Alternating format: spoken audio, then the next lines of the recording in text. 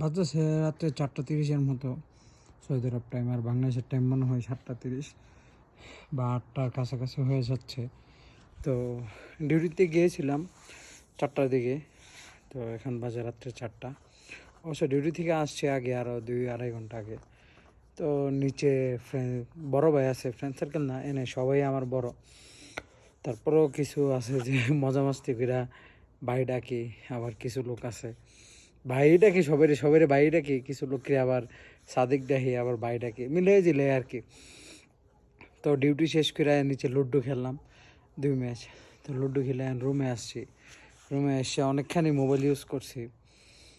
তো এখন ভাল লাগতেছে না রুমের মধ্যে, ঘুমও ধরতেছে না, তাই একটু বাইরে এসে বসলাম, একটু হাওয়া বাতাস খাই। বাইরে তেমন বাতাস নাই এখন, হালকা হালকা ঠান্ডা পড়তেছে। অবশ্য মিস করতেছি বাংলাদেশের ঠান্ডাটা। বাংলাদেশে মনে হয় মোটামুটি ঠান্ডা ঠান্ডা এখন পড়তেছে। এখানে নভেম্বর থেকে প্রপারলি শীত শুরু হয়ে যায়, আর 1 মাসের মতো আছে, তারপর থেকে শীত প্রপারলি শুরু হবে। সবাই দোয়া করেন, প্রবাস জীবন অনেক কষ্টের, এটা আসলে না আসলে বুঝতে পারতাম না প্রবাসী মানুষরা কীরকম কষ্ট করে। আর প্রবাসটা সবার দ্বারা হয় না।